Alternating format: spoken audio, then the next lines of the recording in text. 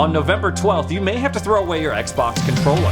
This Xbox console got a huge price increase and gamers are not happy. Let's discuss.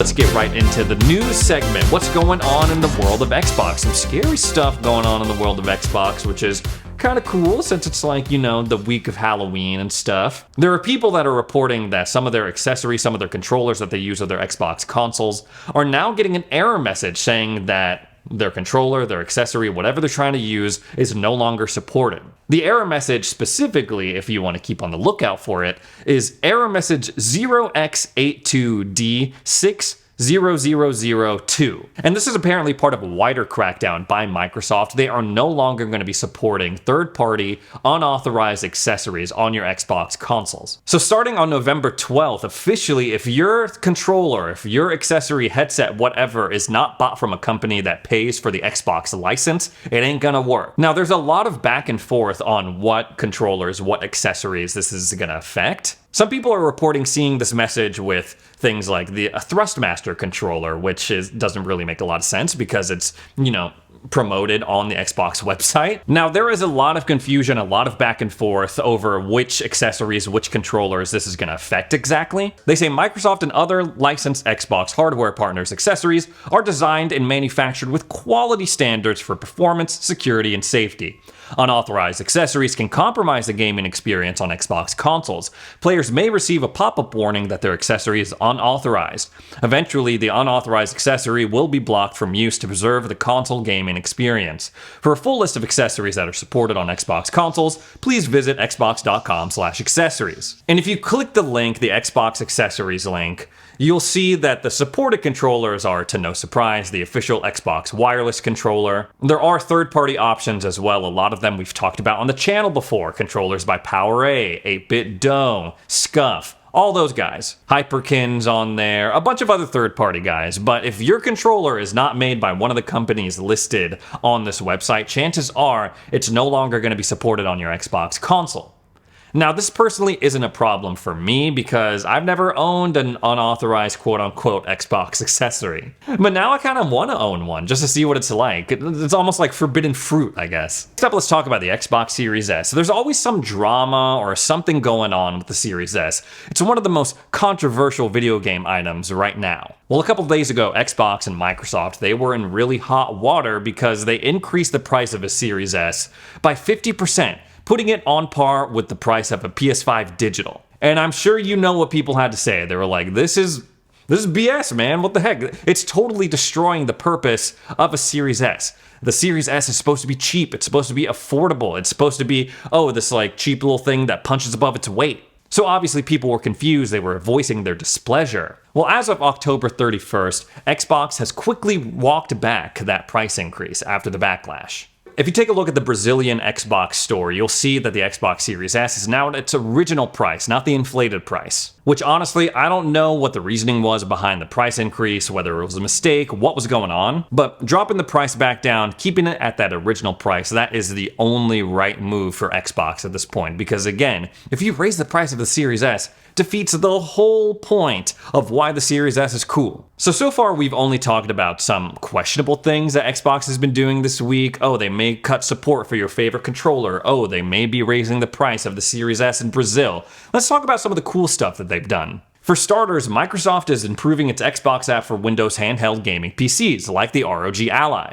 According to The Verge, Microsoft is starting testing new updates for their PC app on portable gaming devices. One of these updates is a new compact mode that reduces the sidebar on the left-hand side. And while these tests are pretty small, it's really cool that they're continuing to work and improve the experience on things like the ROG Ally. Giving up hope that we're ever gonna get an Xbox handheld, a true Xbox handheld. So it's encouraging that Xbox is continuing to put in the work on their PC Xbox app for the Ally, and maybe in the future even Steam Deck if they ever work something out. There's also been rumblings that they're going to bring Quick Resume to Windows at some point.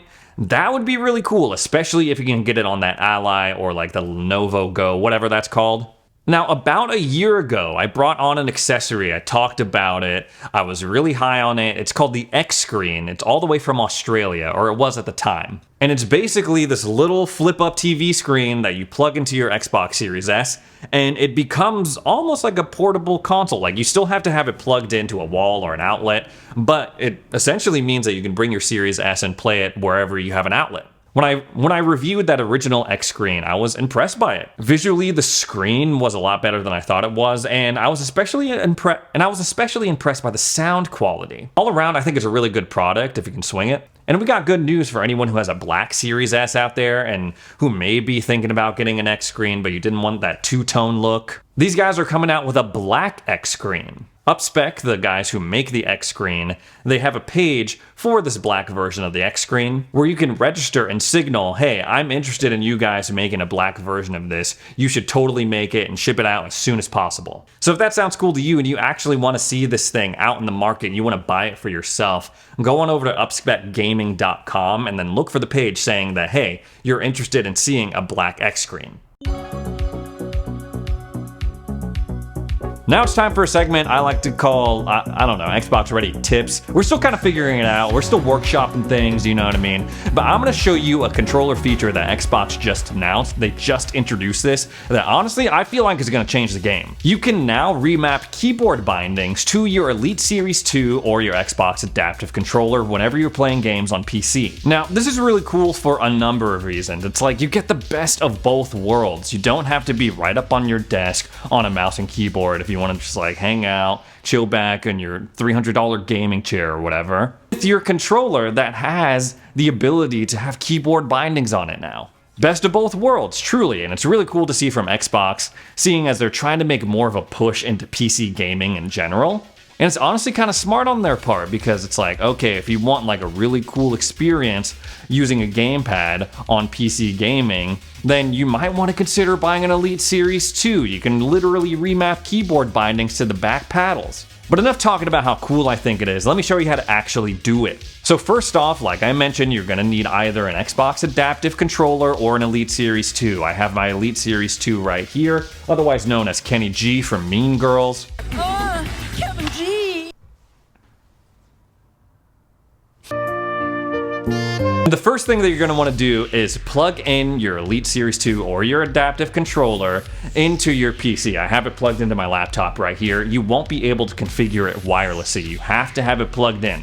Now that you've done that, pull up the Xbox Accessories app for Windows.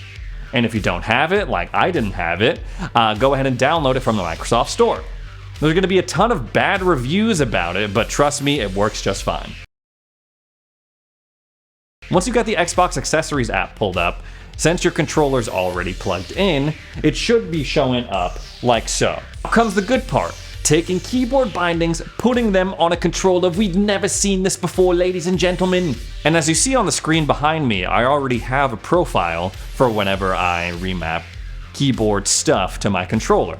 But if you don't have a very, very clever profile name already set, go ahead and click New Profile, and that's the one you're going to be working with. So since I already have an existing profile, I'm going to click on Keyboard Controller, I'll go over to Edit, and this is where you're actually going to be doing the remapping. And from here, it's really straightforward. All you have to do is pick any of the buttons that are listed on this screen. So I'm going to go to the lower left paddle that's mapped as a secondary X button. Click that, and I'm like, no, I don't want it to be the X button anymore. Let's go ahead and change that. Click this, it brings up all of the buttons that you're able to remap. But these are all Xbox buttons. We don't want that. We want keyboard buttons on our freaking controller. So go on over to the key tab. And they already have some like pre-selected commands for you, some things that they might suggest. If you want to take it a step further, you can click Assign a Key. And from here, this is really cool because now I can literally press any key on my keyboard and that will map to the lower left paddle. So I don't know, I'm just gonna click a random one right here. And boom, F button now remapped to the lower left paddle on my Elite Series 2. Using an Elite Series 2 with this is especially cool because you can essentially use the back paddles for whatever keyboard bindings you want while keeping the front while keeping the front plate buttons like the A, B, Y, X buttons still having their primary function. Now, when you go and play a game using this controller, you gotta make sure that your controller is set to the profile that you were working with when you were rebinding all these buttons. And after that, you should be good to go. Your Elite Series 2, your Xbox Adaptive Controller, is so much more versatile now. It had so much more value. There's now another reason to own this if you're like me and you do a lot of time bouncing between your Xbox Series console and PC. Next up, I got a segment that I like to call Reviews. Get it? Because I'm reviewing a game. Specifically, this new game that just dropped on Game Pass, Jusant, which is French. It's a French nautical term, which means ebb. Like ebb and flow of the waves kind of situation. So Jusant is a game by Don't Nod, and it's billed as a meditative climbing experience. The premise is very simple. You go up. You and this cute little blob that you can pet and cuddle with, so that's a huge plus. You're making your way up this tower. The tower is completely abandoned, save for like a few critters running around. And right off the bat, players are gonna notice that something is up.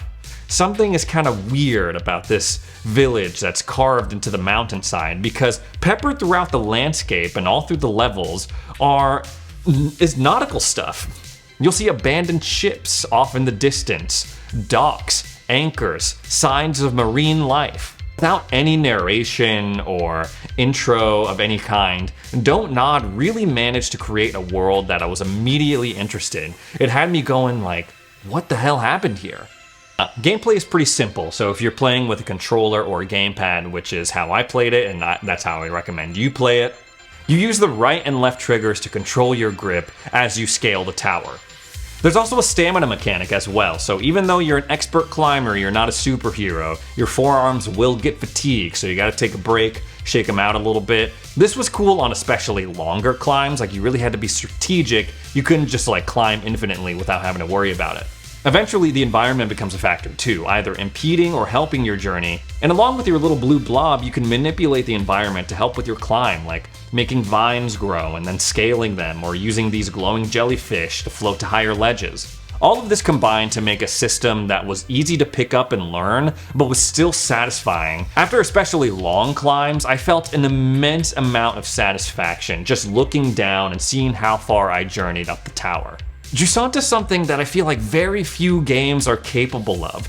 They weaved this highly emotional, super interesting story without having to have any dialogue, have any narration of any kind. And the music plays a massive part in this. The score is absolutely gorgeous.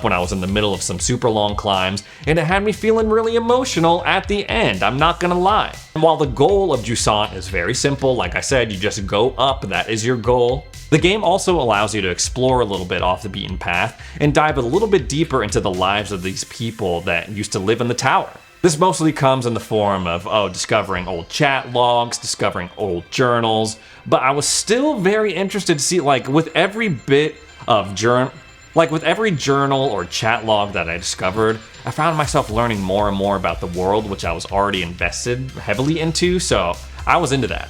In a time where we're getting like back-to-back crazy AAA releases like Spider-Man, Alan Wake 2, I'm sure a lot of you are still playing Starfield at this point, you got wrapped up in that, maybe you're playing Diablo 4.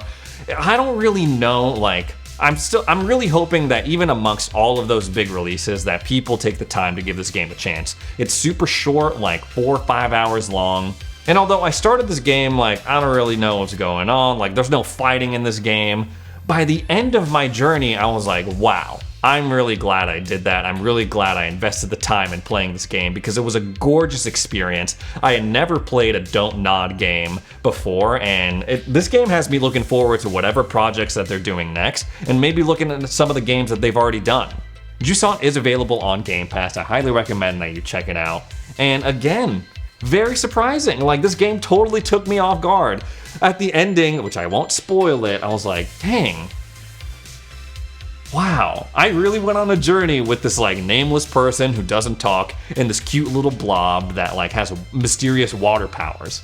Anyways, guys, that's all the Xbox stuff I have to talk about today. Hope you enjoyed the new format, like one segment for news, one segment for a tip, and then maybe like me talking about games. I don't know if we're gonna keep doing this in the future. Let me know what you think about it in the comments below. We also have links for all sorts of stuff if you're looking to buy anything related to Xbox, and I'm also gonna start streaming, so keep an eye out for that as well on Twitch.